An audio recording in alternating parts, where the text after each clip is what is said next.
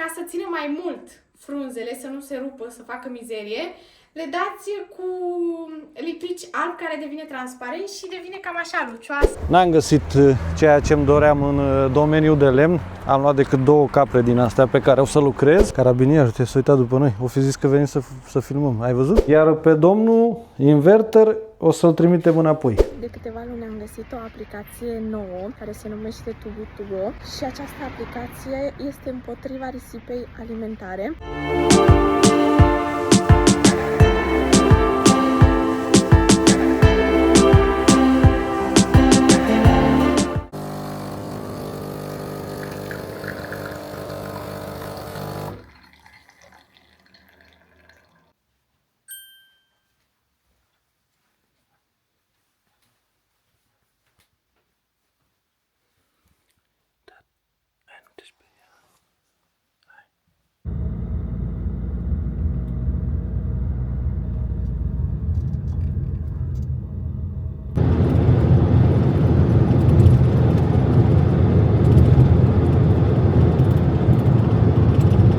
Salutare, dragilor! Salutare. Și bine ați venit la un nou vlog. Suntem în drum către casa de la curte. Am plecat de dimineață, așa, de la 6. Am trezit-o pe Izabela de la 5, săraca era așa amorțită. Acum sunt mai ok. Bagajele pe spate ca de obicei. Eu presimt că nu mai scap de drumurile astea pline de bagaje. Și de data asta eu nu mai stau în spate. Da, stai în față și tu.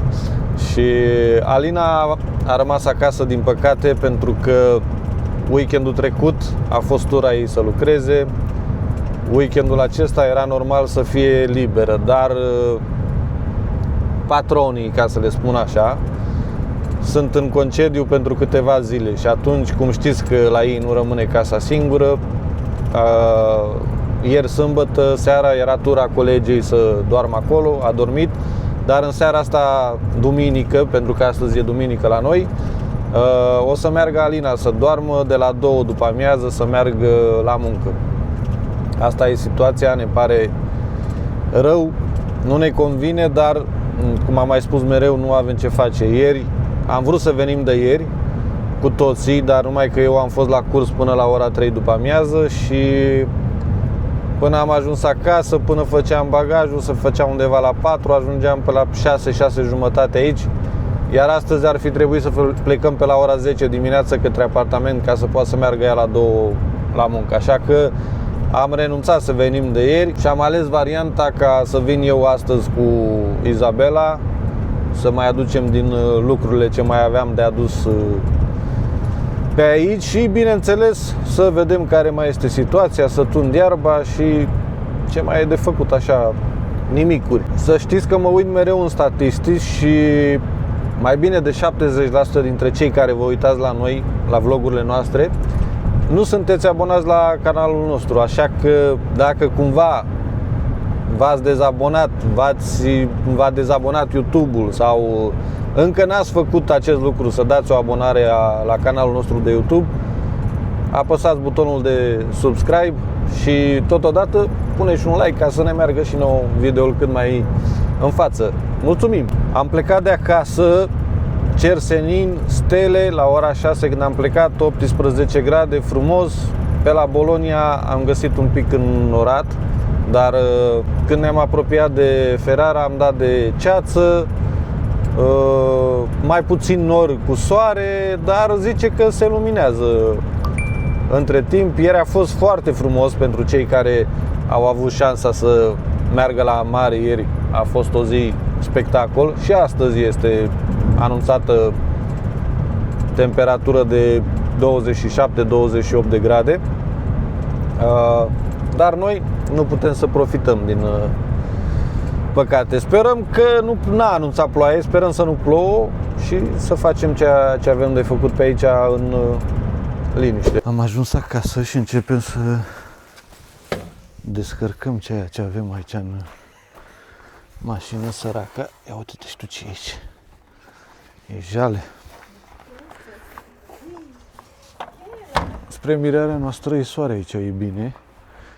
Foarte puțină ceață la noi în zona aici. Ia uitați ce mi-am adus eu aici. Stai așa să scot. Că Nu pot de cutia asta. Eu am înțeles ce este. A? Eu am înțeles ce este. Ai înțeles? Da. Tuciul de fontă. De 3 ani de zile l-am cumpărat și nu l-am folosit niciodată, e ca nou, de 10 litri. Mamă, dar ce greu e.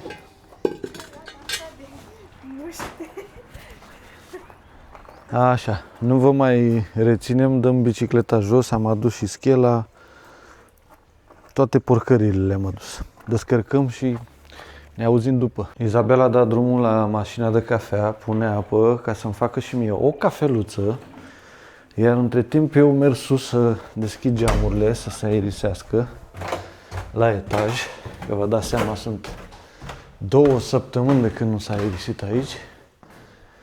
Ia uite, zici că e lumina prinsă cum bate soarele prin geamul ăsta. Gata, am deschis geamurile să se aerisească peste tot, și la baie și la dormitoare. Și am luat măsurătorile la geamuri, la înălțime și la uși, că vreau să merg la Ferrara acum și să cumpăr tot lambriul ăla pentru obloane. Nu mă apuc să fac acum că nu am timp, dar vreau să-l aduc dinainte, să fie aici pe poziție și să se usuce în același timp, că în magazin sunt un pic verzi, știți cum e situația, și aș vrea să le aduc înainte să se usuce un pic. Până în iarnă, până reușesc să mă apuc de ele, să le construiesc, să le fac. Am ajuns la Technomat și prima dată mi-am luat o mască de sudură așa, ușor, că e plină de praf, tati, te face, uite, știu ce pe ea. Ăștia nu le șterg, n-are nicio treabă. O mască din asta așa este 15 euro, 14,90 mai exact. Și acum îmi trebuie și niște electrozi bazici. Să vedem pe unde sunt. Aici 27, 400 de bucăți. Ăștia sunt super tit, super tit, super tit, super tit, super tit, super tit. Și bazici n-aveți, nu? Că super titul. Bazici, uite aici. 70 de bucăți, 9 euro. 185 de bucăți, 25 de euro, de 2 jumate. Hai că-mi iau un pachet să vedem. 22, 200 de bucăți, unul din ăsta o să iau de 2 jumate. Perfect. Am ieșit de la Technomat după o îndelungată căutare aici în materiale. N-am găsit ceea ce îmi doream în domeniul de lemn. Am luat decât 2 capre din astea pe care o să lucrez. Lambriul care îl vroiam eu să iau să fac aceste obloane avea decât la 2 metri, cum am luat și data trecută când am făcut ușile alea sub scară acolo, și îmi trebuia alea la 2 metri, da, că pentru geamuri îmi trebuie la 1,5 metri, pierdeam jumătate de metru, dar pentru uși îmi trebuie la 2,5 metri și nu are decât la 3. La 3 nu am cum să le iau cu mașina, din păcate, să le duc la 2,5 metri, mi încăpeau. Am lăsat-o pe altă dată, o să comand, nu știu, la noi în zonă, că este Technomat și la noi în zonă, și o să vedem cu livrarea acasă, dacă se poate sâmbătă, când o să fim aici, și să iau la 3 metri. Și așa jumătate fac și la geamuri, îl tai în jumătate și împar și pentru geamuri, și mi iese și la 2 jumătate pentru uși. În fine, asta e. Mergem acasă să vedem de ce ne apucăm. A ieșit soare, s-a încălzit vremea, e frumos. Am ajuns acasă cu Izabela și am luat un șnițel mare de porc, așa l-am băgat, l-am încălzit. Niște salată din asta de mare, de caracatiță, calamari și gamberi. Mamă, îmi vine apă în gură de la gogoșare astea, eu să ia dă și mie. Hai, dăm. E bun? Am dat la oțet, m-a spart. Am băgat și bateria la trimmer, ca mai târziu să tund iarba, dar până atunci, până se încarcă, mai avem noi alte lucruri de făcut. Servim masa și după care vedem ce ne mai ocupăm. Ce faci, mami? Ciao, mami! Ciao!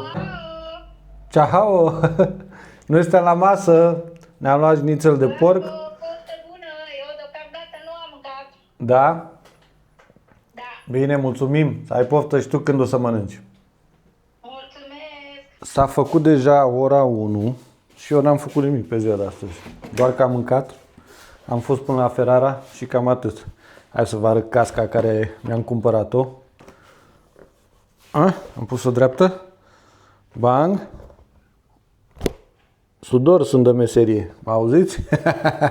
Mamă, ce față am. N-am mai purtat așa ceva de 12 ani. Cam aproape 12 ani de zile n-am mai purtat așa ceva. Robocap. De ce mi-am luat mască de sudură? Mi-am luat și un aparat de sudură, pentru că stând la țară am nevoie de așa ceva. Și chiar astăzi o să-l punem în funcțiune, să vedem cum funcționează, dacă într-adevăr își face treaba. Vă spuneam că masca n-am mai purtat-o de 12 ani, nici de sudat n-am mai sudat de 12 ani. Hai să vedem ce conține, ce avem aici. Cleștele de masă, cleștele pentru electrod, o perie de sârmă, văd care e. Mamă, dar ce perie de sârmă îți dă ăștia. Și o folosesc și pe poți de ciocănel să bați zgura, dar e bună, na. Să zicem că ți-o dă acolo în cleștele. Ia să vedem. E tare, ține. E ok pentru început, dar bine. Asta se poate schimba, nu e nicio problemă. Hai să scoatem ce mai are aici. Mai are o cutiuță. Aici este sârma. Ia să scoatem dihania. Să vedem.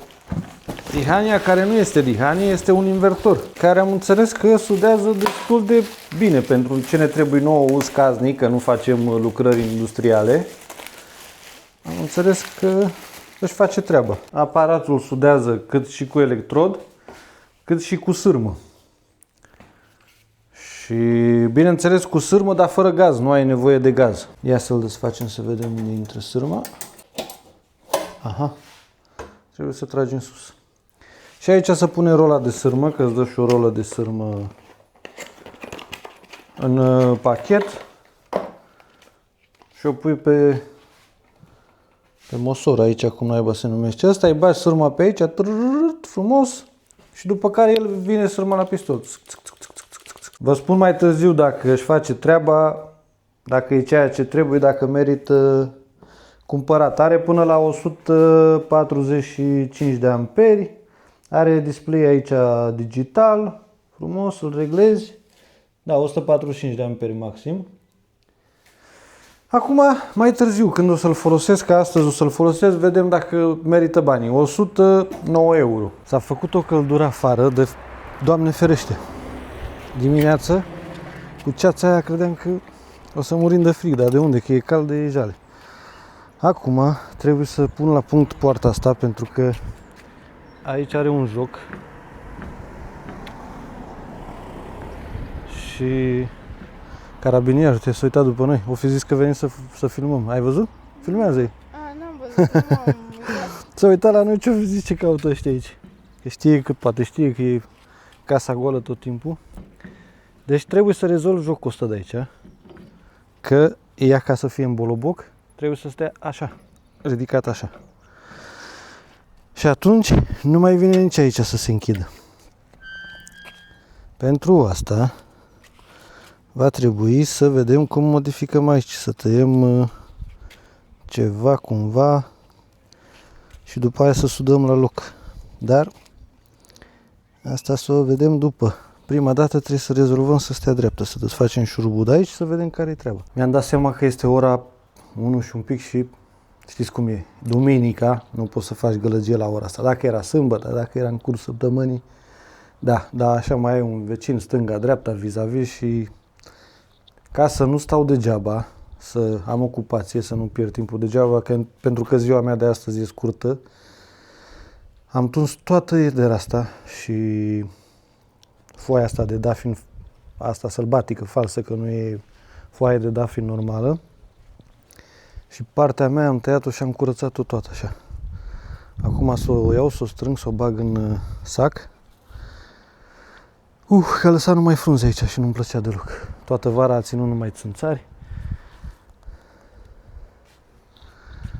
Și a trebuit să mă bat eu cu cărbunii mei și cu cafeaua, cu țânțarii din cauza ederei, că nu este a mea, este a vecinei. Dar astăzi am tăiat-o toată pe partea mea.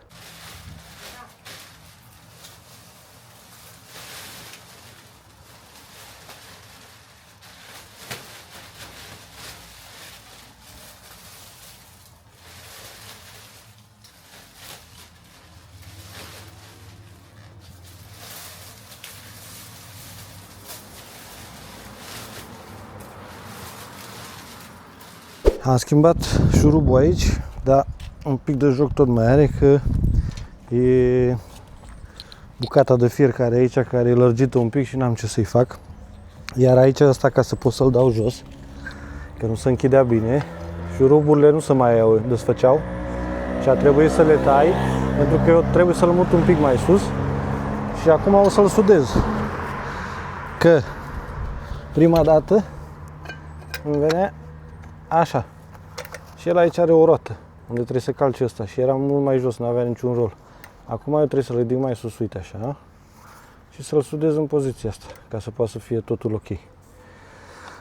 Acum vedem dacă ne ajută aparatul de sudură, că astea nu sunt foarte groase. Sper să reușesc să fac ceea ce trebuie.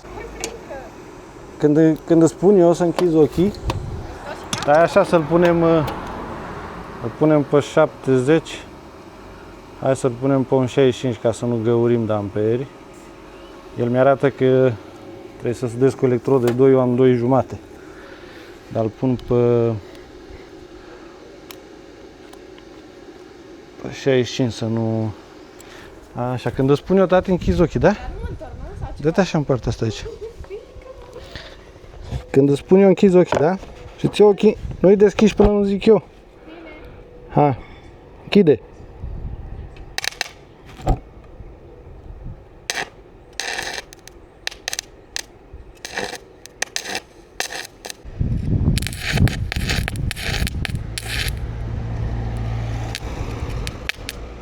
Hai să vedem ce am făcut, că ori e prea multă vopsea aici, ori nu știu ce se întâmplă. Eu l-am fixat, hai să vedem dacă se închide. Se închide, calcă ăsta pe stă închisă. Ia să vedem dacă se deschide. Stai acolo.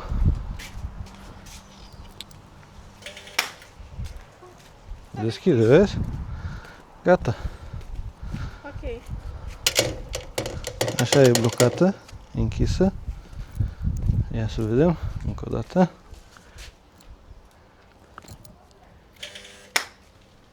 Rămâne trasă ca să putem să o tragem? Păi da, gata. Sunt meseriaș.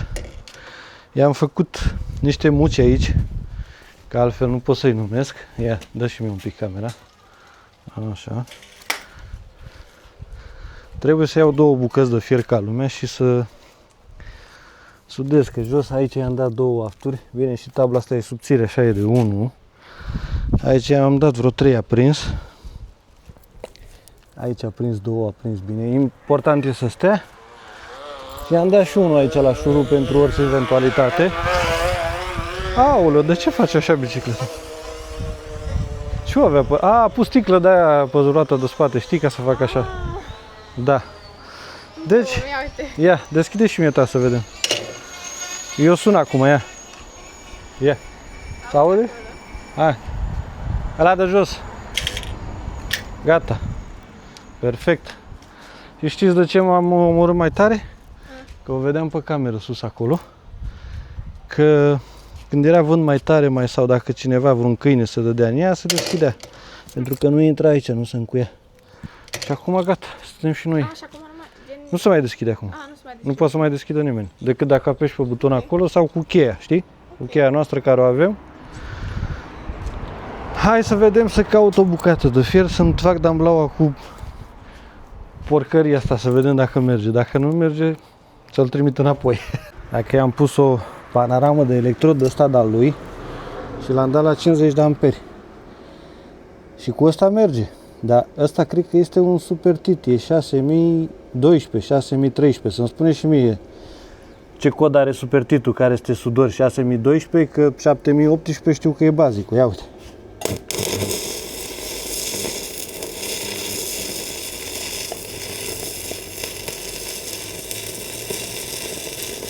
Hai, să mai băgăm o dată bazicul, să vedem.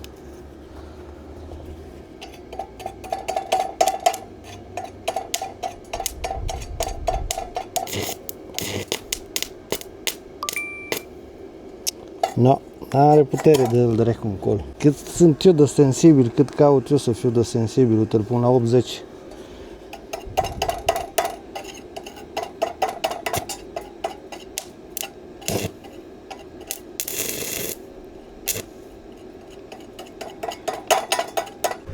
Gata. Nu merge. Îl mai iau în partea cealaltă la apartament și îl mai încerc o dată acolo. Dacă nu, la revedere, retur înapoi. One eternity later. Cum trece timpul aici, nici nu-ți dai seama. Am făcut curat frumos. Ce mult spațiu mi se pare față de bozile alea, parcă am mai câștigat 1 metru așa de teren. Am tuns iarba, am și udat, am băgat aproape totul la loc. Mai am sac ăsta de iarbă. Izabela a ieșit și ea la plimbare la bicicletă și s-a făcut ora 6:30. Nici nu știi când trece timpul. Hai mă că nu te-am mâncat noi pe tine. Nici nu știi când trece timpul și nici n-ai nevoie de telefon aici. Că practic faci câte una alta și fuge timpul ca nebunul. Ai ocupație. Nu ai nevoie de Facebook, de YouTube, n-ai nevoie de TikTok, n-ai nevoie de absolut nimic. 6:30 bag un duș și bine, am mai lălăit-o că a venit un vecin și mi-a plăcut să mai pierd o jumătate de oră cu el de vorbă. Am mai trecut altă vecină prin spate, am mai pierdut un sfert de oră și cu ea de vorbă. Am mai ieșit și vecina de aici de la sus 5 minute, o oră s-a dus numai așa. În fine, problema este că de unul singur, într-o singură zi, sunt multe de făcut. Ne-am dus și la Ferrara, ne-am întors înapoi, până am mâncat, până a trecut după amiaza să nu facem gălăgie. În fine, șezlongul care l-am adus de la bloc, că unul din șezlongurile alea, din balasoarele alea, le-am adus de la bloc, l-am dus sus în dormitor, l-am montat. Mai aveam să desfac acest arzător, că mi-am luat un arzător cu suport din ăsta așa cu 4 picioare. Trebuie să-mi iau o butelie ca să-mi fac afară la ceaun. Credeți-mă că n-am avut timp să-l desfac, să văd ce e în el, ce nu e. Pur și simplu a zburat timpul ca nebunul.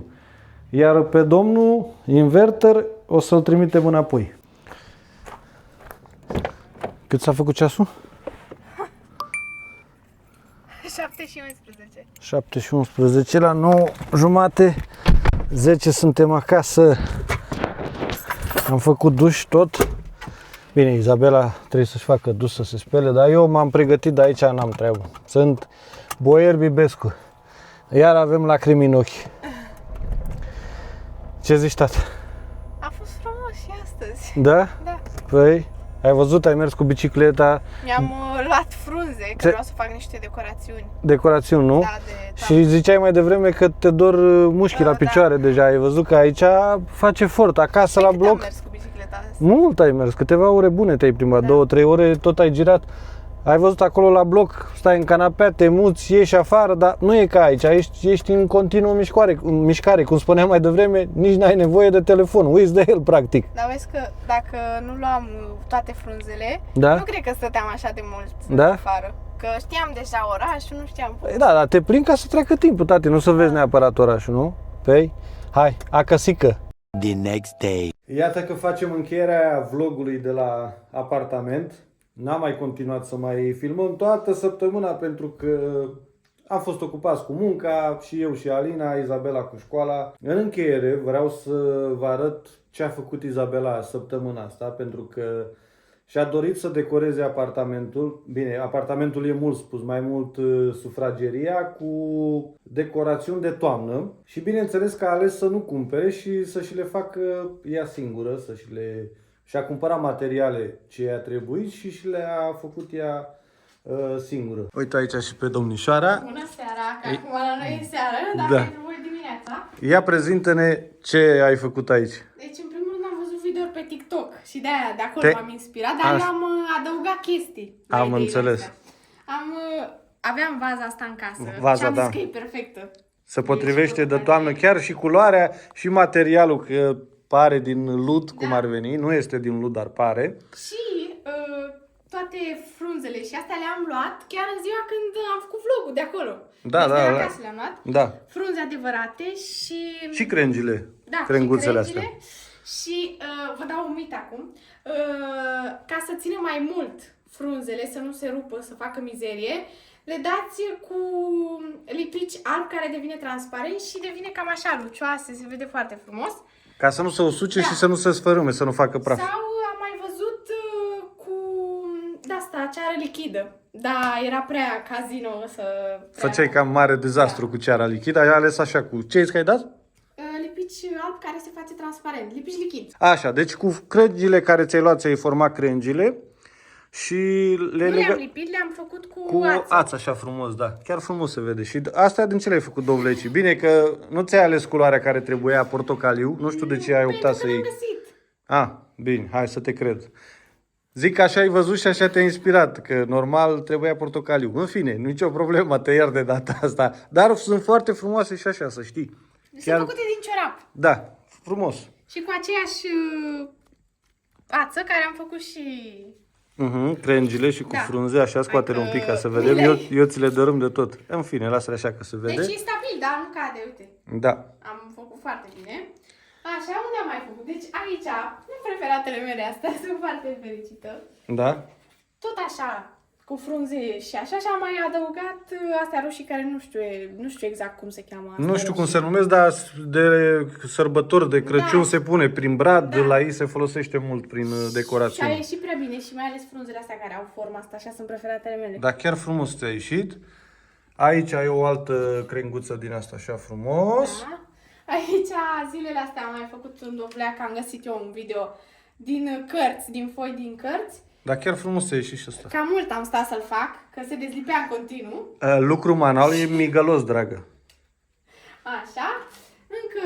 Aici din nou crenguță și cu dovlecei. Da, aici iar. O și asta altă e frumoasă. crenguță. Și încă unul. Asta l-ai făcut mai mare. Tot așa, și bețele le-am luat din ce mai mi-a rămas din celelalte. Da, frumos. Și cam atâta. N-a vrut să încarce prea mult, așa, decât un pic simpli să dea un ton, așa, ca să zic, de toamnă și bineînțeles că o să țină, nu știu, 2 luni de zile, că după aia trebuie să începem să ne pregătim de Crăciun cu decorațiuni. Da, și alte decorațiuni o să fac. O să fac alte decorațiuni de Crăciun.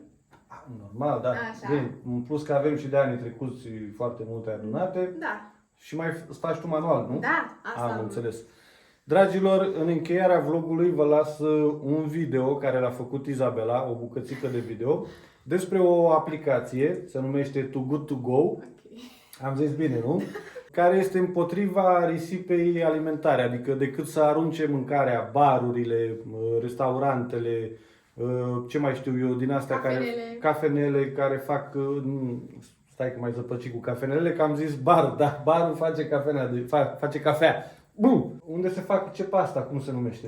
Brutărie, unde se face pâine. Unde se face pâine, brutărie și unde se face pasta frescă. Pasta... În română nu știu cum se zice, pasticeria asta. La pasticerie, da, unde se fac paste că rămân ce nu se vinde, la prânz când închid, că multe închid la prânz cum este la noi în oraș aici, sau seara, aproape de închidere, fac pachete de, eu știu ce rămâne, 2-3 cornuri, o gogoașă, o diferite chestii. Și în loc să le vândă, nu știu, prețul normal. La prețul normal, să zicem că toate chestiile alea ce le-a pus într-un coș de 10, ți le vinde la 3 euro sau 4 sau 5 sau 7 sau depinde de cantitatea care este, dar vedeți în clip despre ce este vorba. Noi vă mulțumim că ați stat alături de noi ca de fiecare dată până la final. Nu ne rămâne decât să ne luăm la revedere și până data viitoare.